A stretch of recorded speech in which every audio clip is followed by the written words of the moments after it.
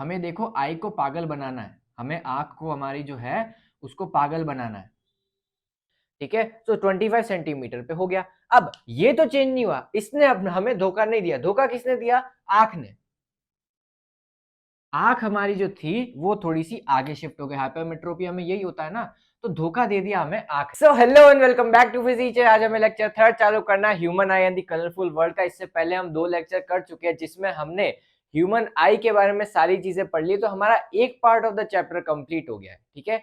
ये 2 पार्ट में डिवाइडेड है चैप्टर, दैट इज ह्यूमन आई और कलरफुल वर्ल्ड। तो ह्यूमन आई वाला पार्ट हमारा कंप्लीट हो गया है। तो पार्ट कंप्लीट होने के बाद में हम क्या करते हैं? क्वेश्चंस उन टॉपिक्स के, ठीक है। तो आज के लेक्चर में हम क्वेश्चंस करेंगे पिछले जो भी हमने टॉपिक्स पढ़े human eye and the colourful world के बारे में, और कुछ छोटी मोटी चीजें बताऊंगा इस चैप्टर से रिलेटेड या फिर इन जो टॉपिक्स जो हमने पढ़े हैं उनसे रिलेटेड, ठीक है।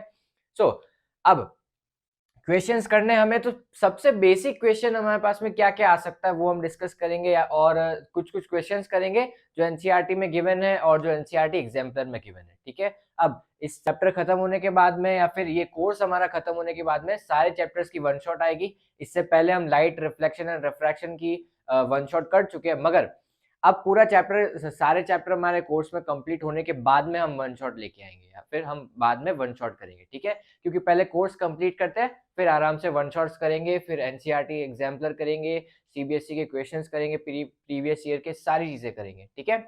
सो समझ में आया क्या करना है हमें?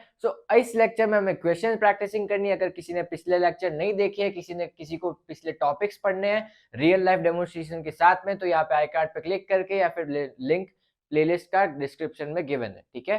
सो आप वो देख सकते हो। अब इस लेक्चर में हम स्टार्ट करते हैं हमारे टॉपिक से या फिर क्वेश्चन से। पहला क्वेश्चन है हमारे पास में, पहला क्वेश्चन है या फिर जनरली बेसिक क्वेश्चन क्या आ सकता है वो मैं बताता हूँ कि ह्यूमन आई के बारे में पूछ लिया, या फिर draw the structure of human आई, या फिर draw the diagram of human eye and explain it's components, ठीक है। तो हमने जो पहले लेक्चर में इसके कंपोनेंट्स पढ़े थे ना ह्यूमन आई के, क्या था? कॉर्निया था, इरिस था, प्यूपिल था, सिलियरी मसल्स और कॉन्वेक्स लेंस था, एक्वस ह्यूमर, विट्रस ह्यूमर और अपने रेटिना, ब्लाइंड स्पॉट और ऑप्टिक नर्व, है ना। तो ये सारी चीजें आपको डिस्क्राइब करनी है, इसमें कुछ ज्यादा एक्सप्लेनेशन की जरूरत नहीं। अगर आपको देखना हो कैसे एक्सप्लेन करना है या फिर कैसे लिखना है, तो फर्स्ट लेक्चर में जाके आप उसके पहले टॉपिक्स में आप देख सकते हो, ठीक है। उसमें टाइम स्टैम्प्स गिवन है, अभी तक तो अपलोड नहीं है, मगर ये लेक्चर आने के बाद में अपलोड कर दूंगा मैं टाइम स्टैम्प्स उस लेक्चर में, ठीक है। आप वो देख सकते हो अगर आपको इस क्वेश्चन का पूरा आंसर देखना है। और स्ट्रक्चर ऑफ ह्यूमन आई में कुछ नहीं है, डायग्राम बनाना है बस, और कुछ नहीं करना है, ठीक है। डायग्राम बहुत इंपॉर्टेंट होता है, थोड़ी अच्छे से बनाना। मेरी ड्राइंग खुद की खराब है इसलिए मैं खुद नहीं बना रहा हूँ। ये डायग्राम है हमारे पास में, ऐसा कुछ डायग्राम सिमिलर ऐसा बना देना, ठीक है। अगर ऐसा पूछ ले, explain the structure and draw the diagram of human eye as well, ठीक है। ऐसा क्वेश्चन बेसिकली आ सकता है, फिर जनरली ऐसा क्वेश्चन पूछ सकते हैं। अब चलते हैं, अब हम थोड़े अच्छे क्वेश्चंस की तरफ, या फिर जो इन टॉपिक से बन सकते हैं उन क्वेश्चंस की तरफ, ठीक है। सबसे पहला टॉपिक है हमारे पास में, सबसे पहला क्वेश्चन है हमारे पास में कि what where is the image formation takes place in the human eye, ठीक है। अब ऐसे ऐसे अलग parts of the human eye के बारे में भी क्वेश्चन पूछ सकते हैं, जैसे कि मेजर रिफ्रैक्शन का होता है, या फिर रिफ्रैक्शन मतलब सिलियरी मसल्स का क्या काम होता है, सिलियरी मसल्स का क्या फंक्शन होता है, ऑप्टिक नर्व का क्या फंक्शन होता है, ऐसे सारे क्वेश्चन जनरली पूछ सकते हैं। अब इस क्वेश्चन का आंसर क्या है कि where are the images formed inside the human eye, तो आंसर क्या होगा? रेटिना। रेटिना पे सारी इमेजेस बनती है, तो जनरली हमने पढ़ा है या फिर पता भी हमें, है ना। तो ये इस क्वेश्चन का आंसर हो गया।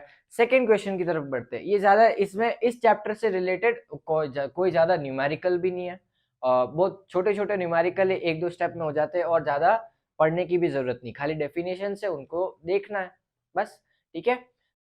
पहले क्वेश्चन का आंसर था कि रेटिना पे बनती है। मैं सेकंड क्वेश्चन की तरफ चलते हैं कि what is power of accommodation. Second question क्या है? What is power of accommodation. Power of accommodation क्या होती है? पिछले टॉपिक्स में हमने पढ़ा है। पावर ऑफ अकोमोडेशन क्या होती है कि सिलियरी मसल्स की पावर या फिर सिलियरी मसल्स की ability to adjust the focal length according to the distance of image, according to the distance of object behind it, ठीक है। अगर मेरे को किसी ऑब्जेक्ट को फोकस करना है या फिर मेरी आई को फोकस करना है, तो वो सिलियरी मसल्स की एबिलिटी, जो वो डिस्टेंस ऑब्जेक्ट को, जो भी ऑब्जेक्ट किसी भी डिस्टेंस पे खड़ा हुआ है या फिर किसी भी डिस्टेंस पे पड़ा हुआ है, उस हिसाब से वो फोकल लेंथ एडजस्ट कर लेगा। मानो यहाँ पे है तो उसने अलग फोकल लेंथ एडजस्ट करी, दूर चला गया हाथ मेरा तो उसने अलग तरीके से फोकल लेंथ को एडजस्ट किया। तो वो सिलियरी मसल्स की ability to adjust the focal length according to the distance of object behind it. ठीक है, सो मैं लिख देता हूँ यहाँ पे कि answer first, the ability of ciliary muscles to adjust the focal length of the convex lens inside the human eye। ठीक है, the ability of ciliary muscles to adjust the focal length inside the human eye according to the distance of object behind it. ठीक है, according to the distance of object behind it, according to the distance of objects behind it या फिर in front of it, in front of it, या फिर ऐसे भी लिख सकते हो कि of distance of object in front of it, या फिर और वी वांट टू फोकस, और वी वांट टू फोकस और सी। ठीक है, जो देखना है वही फोकस करना पड़ेगा, है ना, क्लियरली देखना तो क्लियरली फोकस करना पड़ेगा, या फिर फोकस होगा तभी क्लियरली दिख पाएगा। ठीक है, तो ability of ciliary muscles to adjust the focal length according to the distance of object behind it, या फिर इन फ्रंट ऑफ इट, या फिर in accordance to the clarity of images. ठीक है, सो ये था हमारे पास में सेकेंड क्वेश्चन बेसिकली। ठीक है, अब हम चलते हैं सेकेंड या फिर थर्ड क्वेश्चन। पहला क्वेश्चन था ह्यूमन आई की स्ट्रक्चर वगैरह, सेकंड क्वेश्चन था कि कैसे कैसे कंपोनेंट्स के बारे में पूछ सकते हैं, थर्ड क्वेश्चन ये है what is power of accommodation. Fourth question की तरफ चलते हैं। अब ये हमारे पास में मायोपिया या फिर डिफेक्ट्स ऑफ विजन के क्वेश्चन आ गए। A person with a myopic eye can not see objects beyond 1.2 metre distinctly. ठीक है, what should be the type of corrective lens used to restore the proper vision। ठीक है, used to restore the proper vision। अब मैं हटा देता हूँ इसको, where is the duster, there is the duster। Answer third क्या है, या फिर क्वेश्चन थर्ड क्या पूछ रहा है, या फिर क्या बोल रहा है हमें कि a person who is not able to see the objects from 1.2 metre distinctly, 1.2 metre के बाद में उसको दिखना बंद हो जाता है। ठीक है, 1.2 मीटर के बाद में उसको दिखना बंद हो जाता है। What should be the type of corrective lens used to restore the proper vision. ठीक है, used to restore the proper vision. अब उसको 1.2 मीटर के बियॉन्ड नहीं दिख रहा है ना। अब एक है हमारे पास में मायोपिया, एक है हमारे पास में हाइपरमेट्रोपिया, और एक है हमारे पास में प्रेसबायोपिया। ठीक है, अब प्रेसबायोपिया में तो क्या होता है कि पास का और दूर का दोनों का नहीं दिखता है। ठीक है, मायोपिया में क्या होता है कि दूर का नहीं दिखता है, और हाइपरमेट्रोपिया में क्या होता है कि पास का नहीं दिखता है। ठीक है, अब पास का कितना पास में कि 25 सेंटीमीटर से थोड़ा बहुत लगभग चलेगा। ठीक है, 25 सेंटीमीटर, 30 सेंटीमीटर, या फिर मान लो 45 सेंटीमीटर, 40 सेंटीमीटर, इतना तक मुझे नहीं दिखेगा इसमें हाइपरमेट्रोपिया में। प्रेसबायोपिया का तो छोड़ दो। ठीक है, क्योंकि उसमें दोनों चीजें नहीं दिख रही, पास का भी नहीं दिख रहा है और दूर का भी नहीं दिख रहा है। अब इधर तो उसको क्या 1.2 मीटर के पास तो दिख रहा है उसको, है ना, और 1.2 मीटर के बियॉन्ड नहीं दिख रहा है। 1.2 मीटर कितना, 120 सेंटीमीटर, है ना।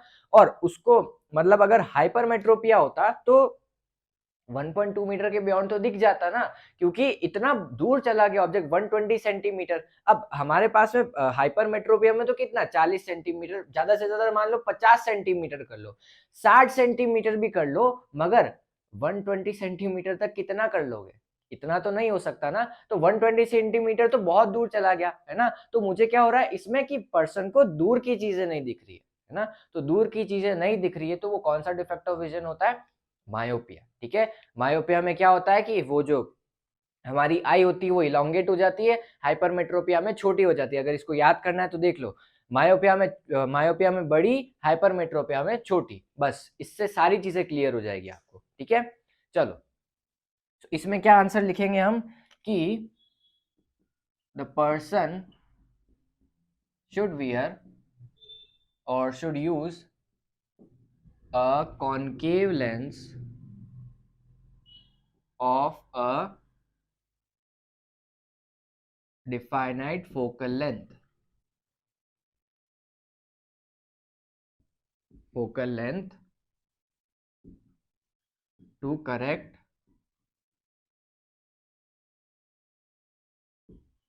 his या फिर her vision. ठीक है, ये होगा इसका आंसर, आंसर फोर्थ. ठीक है, अब हमारे पास में यहाँ पे क्वेश्चन में ये नहीं पूछा कि फोकल लेंथ क्या होनी चाहिए उस करेक्टिव लेंस की. ठीक है, तो हम उसका आंसर नहीं देंगे. ऑल्दो इसमें हमें 1.2 मीटर भी दे रखा था, हम निकाल सकते हैं, मगर वो हम अगले क्वेश्चन में करेंगे. हमें अगले क्वेश्चन में पूछ रखा है वो चीज. ठीक है, चलो, ये तो हो गया हमारे पास में आंसर फोर्थ या फिर आंसर थर्ड. आंसर थर्ड है या फिर आंसर फोर्थ है या फिर आंसर फिफ्थ है, सीक्वेंस आप डिसाइड कर लेना.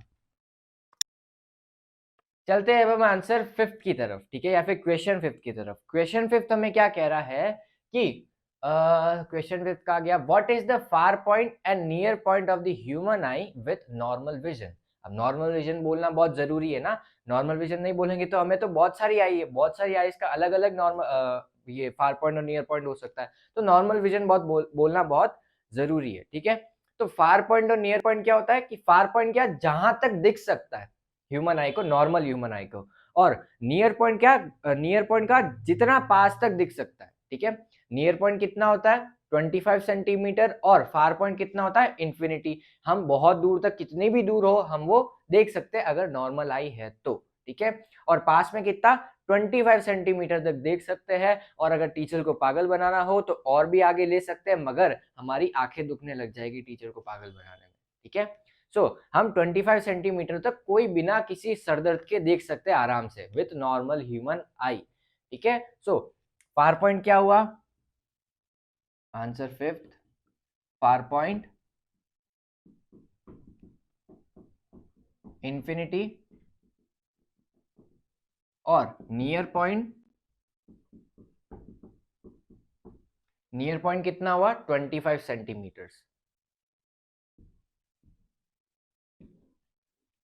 ठीक है, सो ये हो गया हमारे पास में आंसर फिफ्थ. चलते हैं अब हम आंसर सिक्स की तरफ. इसमें ज्यादा कुछ है नहीं, ये चैप्टर में ज्यादा कुछ है नहीं, इतने छोटे छोटे क्वेश्चन ही है. अब अगले टॉपिक में जब हम पढ़ेंगे या फिर अगला टॉपिक जब हम पढ़ेंगे उसके बाद में क्वेश्चंस करेंगे उन टॉपिक से रिलेटेड. मेरे को किसी ने पूछा भी था, शायद सैट्रिक्स गेमर नाम था उनका, उनकी यूजर अकाउंट का, तो उन्होंने पूछा था क्वेश्चन 11th और क्वेश्चन 12th एनसीईआरटी के करवाना. तो जब हम टॉपिक कवर करेंगे तब हम वो क्वेश्चंस कर लेंगे. ठीक है, सो ये था आंसर फिफ्थ. अब हम चलते हैं आंसर सेवेंथ पर, सॉरी आंसर सिक्स्थ पर. क्वेश्चन सिक्स या फिर आंसर सिक्स. क्वेश्चन सिक्स हमें क्या कह रहा है कि a person needs -5.5 diopter for correcting his distant vision and point plus 1.5 diopter for correcting his near vision. ठीक है, दोनों तरीके की प्रॉब्लम है उसे. what should be the focal length, what should be the corrective lens, what should be the focal length of the corrective lens he must use to correct his far vision या फिर distant vision, और what should be the focal length of the corrective lens he must use for correcting his near vision. ठीक है, तो distant vision और near vision दोनों correct करने में उनके कौन कौन सी फोकल लेंथ के करेक्टिव लेंस यूज हो गए. ठीक है, सबसे पहले तो मेरे पास में है डेटा पे फोकस करना, इतनी लैंग्वेज पे जाना ही नहीं है. डिस्टेंट विजन है वो उसका गड़बड़ है, और क्या नियर विजन, दोनों गड़बड़ है. इसमें क्या हो रहा है, उसको फोकल लेंथ यूज करनी पड़ रही है या फिर पावर यूज करनी पड़ रही है -5.5 डायोप्टर, और उधर नियर विजन को करेक्ट करने के लिए 1.5 डायोप्टर. ठीक है, दोनों को ब्लेंड कर देना है, मतलब दोनों लेंसेज को या फिर दोनों लेंसेज को या फिर ग्लास को ब्लेंड कर देना है, तो वो हमारे पास में एक प्रेस बायोपिक लेंस बन जाएगा. ठीक है, सो डिस्टेंट विजन में हमारे पास में पावर कितनी है इसकी, और नियर विजन में कितनी है, +1.5 डायोप्टर. अब फोकल लेंथ निकालनी हमें इधर की, जो करेक्टिव लेंस यूज करेंगे, और यहाँ पे प्लस जो करेक्टिव लेंस यूज करेंगे. अब इधर यहाँ पे फोकल लेंथ सॉरी पावर जो है वो माइनस है, और इधर जो है वो फोकल लेंथ सॉरी पावर जो है वो प्लस है. ठीक है, अब एक तो आप इसकी डिफेक्ट ऑफ विजन से बता सकते हो कि कौन सा लेंस यूज होगा, या फिर आप इसके साइन से भी बता सकते हो, ठीक है। अब मैं पहले आपको इसके डिफेक्ट ऑफ विजन से बताता हूँ कि डिस्टेंस ऑब्जेक्ट को देखने में या फिर डिस्टेंस ऑब्जेक्ट के डिफेक्ट ऑफ विजन को क्लियर करने में या फिर सही करने में हम एक कॉनकेव लेंस यूज करते हैं, है ना। मायोपिया में कॉनकेव लेंस ही यूज होता है ना। और ये हो गया हमारे पास में हाइपरमेट्रोपिया, ठीक है, तो इसमें हम यूज करते हैं कॉन्वेक्स, ठीक है। ये हमारे पास में हाइपरमेट्रोपिया है और ये हमारे पास में है मायोपिया, ठीक है। मायोपिया है और है हमारे पास में हाइपरमेट्रोपिया। अब इससे भी बताता हूँ साइन से। साइन हमारे पास में अगर पावर का नेगेटिव है तो वो कॉनकेव लेंस होता है, और अगर पॉजिटिव है तो कॉन्वेक्स लेंस होता है। ये तो हमने पढ़ा है पिछले चैप्टर में, अगर नहीं आता है तो भी मैं बता देता हूँ, ठीक है। अगर मेरे पास में माइनस साइन है तो पावर का क्या फॉर्मूला होता है, 1/f। ये भी नहीं आता तो सॉरी, पढ़ना पड़ेगा आपको, है ना। ये तो बहुत सिंपल बेसिक फॉर्मूला, सबसे ज्यादा तो यही याद रहना चाहिए पावर का, मतलब इस पूरे पिछले वाले चैप्टर में से। बाकी सारे तो थोड़े बहुत कॉम्प्लेक्स है। ये तो क्या है, 1/5 सॉरी 1/f है पावर का फॉर्मूला इन मीटर्स, ठीक है, इन मीटर्स। अब पावर का फॉर्मूला क्या है, 1/f। सो यहाँ पे f का क्या फॉर्मूला आएगा, 1/p, ठीक है, इन डायोप्टर। और ये कितने में आएगा, मीटर में। समझ में आया तक। अब अगर पावर नेगेटिव है तो f कितना हो जाएगा, नेगेटिव, क्योंकि ऊपर पॉजिटिव का 1 है और नीचे नेगेटिव, तो पॉजिटिव होगा और नेगेटिव नेगेटिव हो जाएगा। तो इधर फोकल लेंथ कितनी आएगी, नेगेटिव। और नेगेटिव फोकल लेंथ किसकी होती है, कॉनकेव लेंस की। ये भी पता होना चाहिए आपको, नहीं पता है, पता होना चाहिए। सो इधर फोकल लेंथ नेगेटिव है तो कौन सा लेंस हुआ, कॉनकेव लेंस। अब इधर फोकल लेंथ कैसी आएगी, 1/p, that will B positive. तो यहाँ पे कौन सा लेंस होगा, कॉन्वेक्स लेंस। और पॉजिटिव, क्योंकि positive focal length convex lens की होती है ना। सो यहाँ पे फोकल लेंथ नेगेटिव है, यहाँ पे फोकल लेंथ पॉजिटिव है। अब हम इनकी वैल्यूज निकालते हैं फोकल लेंथ की। तो पहले तो यहाँ पे पावर का क्या फॉर्मूला, 1/f, और यहाँ पे f का क्या फॉर्मूला आएगा, इधर से उधर भेजना है तो क्या आएगा, 1/p इन डायोप्टर। तो हमें डायोप्टर में दे रखी है यूनिट्स, यूनिट ऐसा यूनिट में दे रखा है सब कुछ। सो f is equals to 1/p, that is -5.5, ठीक है। अब यहाँ पे अगर मैं इसको सॉल्व करूँ तो ये पॉइंट हटेगा, ऊपर 10 आएगा, नॉर्मल अलजेब्रा आता है हमें। यहाँ पे ये 5 से डिवाइड होगा तो 2/11 minus 2/11, that will be in metres, क्योंकि फोकल लेंथ है और ऐसा यूनिट्स में लिया है हमने तो मीटर्स में आएगी। और इसको मैं फर्दर सॉल्व करूँ तो माइनस 0.18 मीटर्स, 18 या फिर 19 मीटर्स। ये तो नॉर्मल डिवाइड करके भी आ जाएगा आपके पास में, ठीक है। सो 0.18 माइनस 0.18 मीटर्स की फोकल लेंथ। अगर इसको सेंटीमीटर में करना है तो 100 से मल्टीप्लाई कर दो तो क्या आएगा, -18 सेंटीमीटर। अगला देखो, f is equal to 1/p, p कितना है, +1.5। इसको अगर सॉल्व किया तो ये पॉइंट हटा, ऊपर 0 आया, इसको डिवाइड किया 5 से तो 2/3, that will be 0.66 metres plus के, ठीक है। तो इधर कितना आया, 0.66, दैट विल बी 67 सेंटीमीटर्स। और ये है -0.18, दैट विल बी -18 सेंटीमीटर्स। तो ये था हमारे पास में आंसर 6। थोड़ा सा अच्छा क्वेश्चन था, ये ऐसा भी पूछा जाता है कभी कभी पेपर्स में, ठीक है। सो ये तो था हमारे पास में लैंग्वेज बेस्ड की, हमने लैंग्वेज से सारी वैल्यूज निकाली और हमारे पास में सारी चीजें आई। अब मैं इसका सिंपल तरीका बताता हूँ, खाली डेटा पे फोकस करना है। अब इतना सारा रामायण दे रखी है इसमें कि पर्सन को फार नहीं दिख रहा है, उसके लिए वो ये वाला पावर का फोकल लेंस यूज कर रहा है, और उसको पास का नहीं दिख रहा है तो इसके लिए ये वाली पावर का लेंस यूज कर रहा है। तो इतनी सारी डेटा पे फोकस ही नहीं करना है हमें। हमें पहले क्या दे रखी, पावर -5.5, तो -5.5 डायरेक्ट पर तो डायरेक्ट बता दो कि कॉनकेव लेंस है। तो इतनी सारी रामायण करनी नहीं है, ठीक है। तो पावर लिखो यहाँ पे -5.5 और फोकल लेंथ निकाल दो, ठीक है। हमें क्योंकि फोकल लेंथ ही पूछी है ना, तो डिस्टेंट विजन के लिए अलग फोकल लेंथ और ये फार विजन के लिए, सॉरी नियर विजन के लिए अलग फोकल लेंथ निकालनी है। तो ये सारी चीजें हमें करनी नहीं है, डायरेक्ट फॉर्मूला में लिखो और आंसर, है ना। ये सारी चीजें हमें करनी नहीं है डायरेक्ट। अगर आप एमसीक्यू वाले क्वेश्चंस कर रहे हो, अगर आप मतलब पेपर में या फिर ऐसे जो लैंग्वेज बेस्ड पेपर होता है या फिर थ्योरी पेपर होता है उसमें तो लिखना पड़ेगा, ठीक है। सो ये था हमारे पास में आंसर 6 या फिर क्वेश्चन 6 का आंसर। चलते हैं अब हम आंसर 7 पे। सो अब हम चलते हैं आंसर 7 की तरफ कि आंसर 7 या फिर क्वेश्चन 7 हमें क्या कहता है। अभी क्वेश्चन 7 जो है ना वो थोड़ा सा ट्रिकी है या फिर थोड़ा सा अच्छा क्वेश्चन है, इसमें थोड़ा बहुत समझने की जरूरत है या फिर बहुत मतलब थोड़ा सा अच्छा क्वेश्चन है, ठीक है।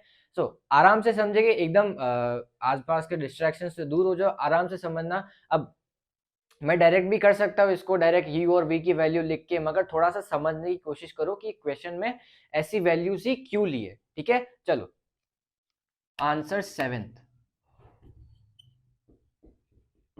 सबसे पहले तो हमें क्वेश्चन में क्या दे रखा है कि make a diagram to show how hypermetropia is corrected, वो तो चलो हम कर लेंगे। अब उस आई का जो नियर पॉइंट है वो 1 मीटर चला गया है, फिर उसकी हमें क्या निकालनी, power of the corrective lens that must be used to correct this defect of vision, ठीक है। हमारे पास में जो पावर मतलब जो हमारा हाइपरमेट्रोपिक आई है उसका जो नियर पॉइंट है वो 1 मीटर चला गया। नॉर्मल ह्यूमन आई का कितना होता है, 25 सेंटीमीटर, जो हमें क्वेश्चन में गिवन है, दैट है क्या है, assume that the near point of the normal human eye is 25 centimetre, ठीक है। अब नॉर्मल ह्यूमन आई का 25 सेंटीमीटर, तो नॉर्मल आई बनाते हैं हम सबसे पहले। तो हमारे पास में एक नॉर्मल आई है, ठीक है, जो कि कुछ ऐसी है, ऑल्दो ये थोड़ी सी अजीब बन गई है, मगर डेटा पे फोकस करना है हमें, डायग्राम पे नहीं, ठीक है। ये नॉर्मल ह्यूमन आई है। अब इसके अंदर एक कॉन्वेक्स लेंस होता है जो कि सारी चीजें करता है, उसी पे फोकस करना है हमें। अब पहले तो नॉर्मल ह्यूमन आई जो थी उसका नियर पॉइंट कितना था, 25 सेंटीमीटर्स, है ना, 25 सेंटीमीटर्स। अब इसको क्या करना है, फोकस करना है, मतलब कि 25 सेंटीमीटर नियर पॉइंट है तो 25 सेंटीमीटर तक दिख रहा है, तो ये क्लियर इमेज बनाएगा कहां पे, रेटिना पे। चलो भाई क्लियर इमेज बन गई, हमें दिख गया, सारी चीजें आगे की दिख गई, ठीक है। तो 25 सेंटीमीटर पे हो गया। अब ये तो चेंज नहीं हुआ, इसने अब हमें धोखा नहीं दिया। धोखा किसने दिया, आंख ने। आंख हमारी जो थी वो थोड़ी सी आगे शिफ्ट हो गई, हाइपरमेट्रोपिया में यही होता है ना, तो धोखा दे दिया हमें आंख ने, इसने नहीं दिया।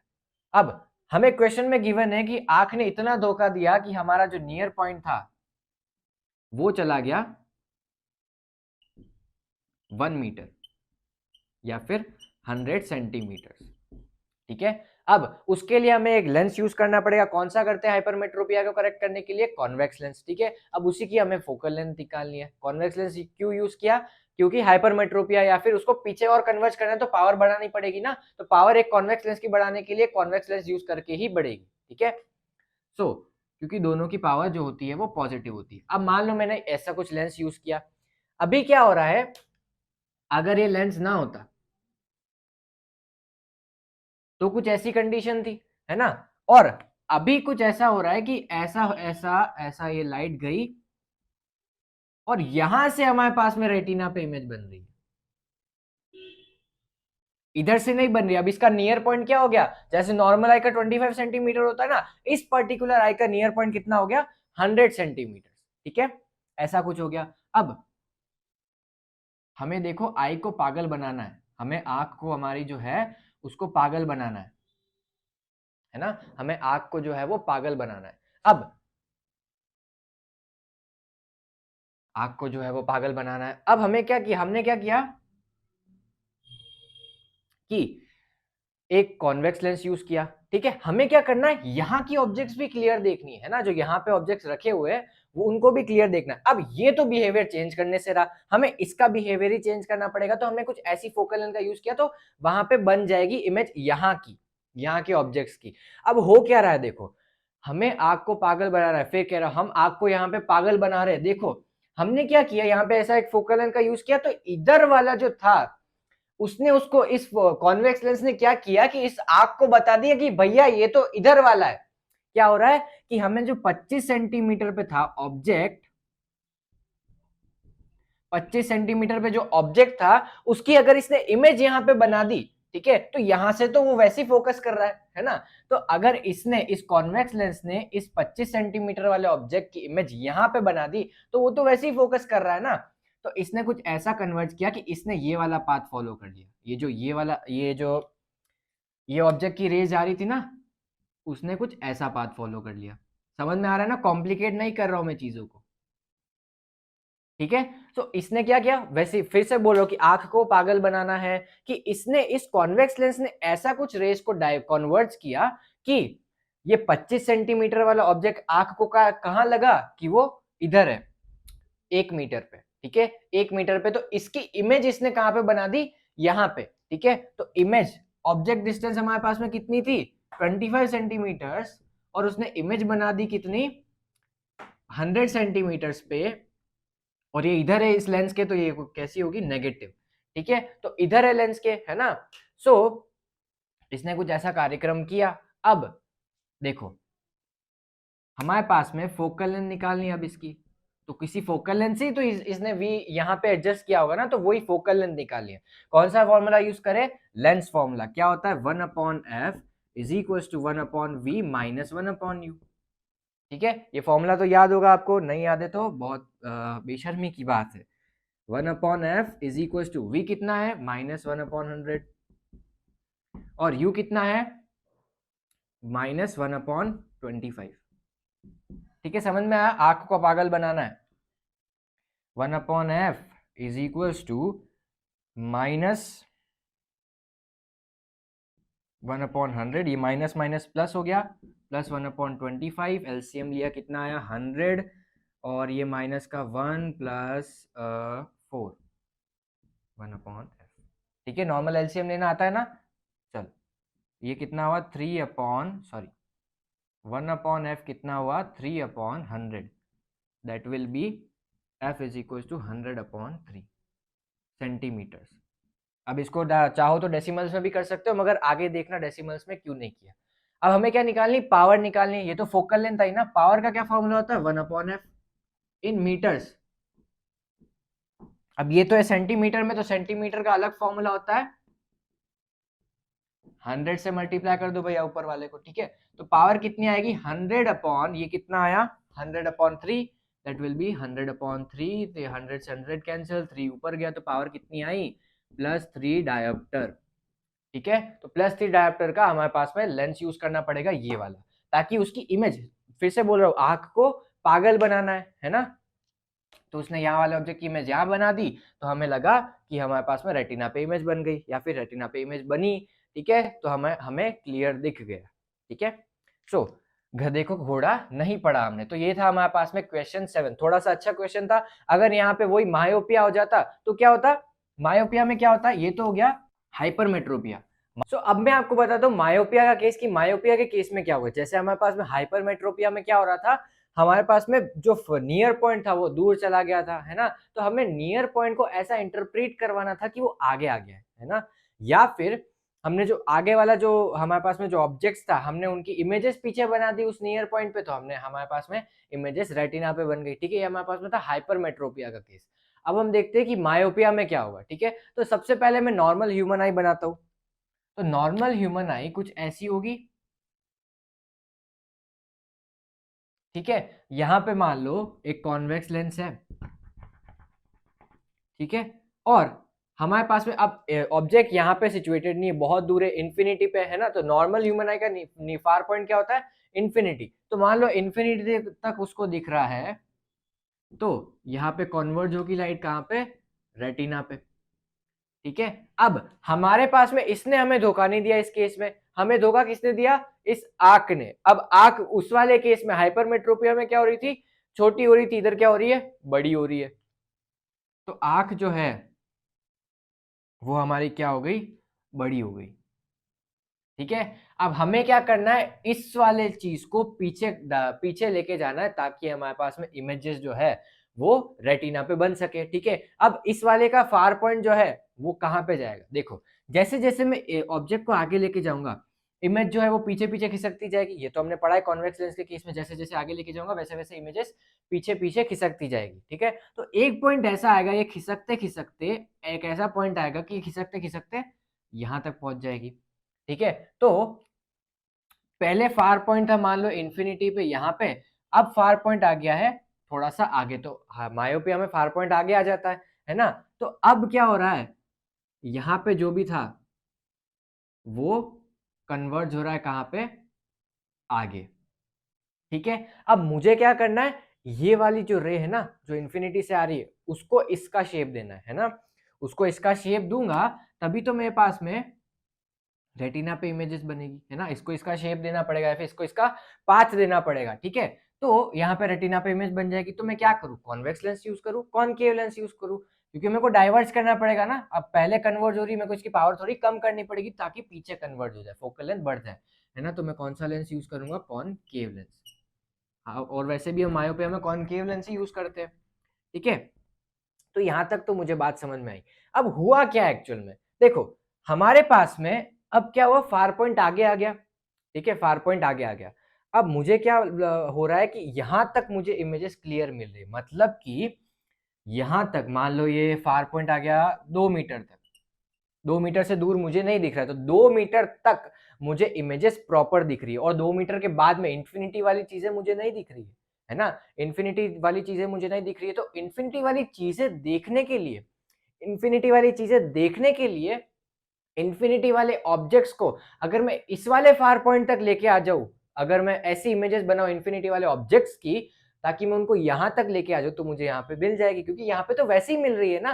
तो अगर मैं इन्फिनिटी वाले ऑब्जेक्ट्स को यहाँ पे लेके आ जाऊं, अब उनको मैं ऐसे पकड़ के तो ला नहीं सकता, है ना। तो उनकी अगर मैं इमेजेस यहाँ पे बना दूं, है ना, अगर मैं उनकी इमेजेस यहाँ पे बना दूं, तो वो इमेजेस इस वाले लेंस के लिए अलग ऑब्जेक्ट की तरह काम करेगी, है ना। तो अलग ऑब्जेक्ट की तरह काम करेगी, तो वो इमेजेस यहाँ पे अलग एक इमेज बनाएगी उन्हीं ऑब्जेक्ट्स की जो पीछे सिचुएटेड थे। समझ में आया क्या हो रहा है, पीछे वाले जो इन्फिनिटी पे ऑब्जेक्ट्स हैं उनको मैं खींच के तो ला नहीं सकता, तो मैं उनकी इमेजेस यहाँ पे बना देता हूँ ताकि मेरे पास में रेटिना पे इमेजेस बन जाए। ठीक है, तो पीछे वाले ऑब्जेक्ट मान लो u है, पीछे वाले ऑब्जेक्ट की डिस्टेंस तो कितनी होगी, इन्फिनिटी। ठीक है, साइन कन्वेंशन के हिसाब से साइन भी दे दिया, इन्फिनिटी माइनस इन्फिनिटी, और v कितना होगा, क्योंकि यहाँ पे बनानी तो फार पॉइंट यहाँ पे कितना है 2 मीटर, तो माइनस का 2 मीटर। ठीक है, माइनस का 2 मीटर। माइनस क्यों, क्योंकि कॉन्वेक्स लेंस के या फिर कॉनकेव लेंस के इधर सिचुएटेड है सारी चीजें।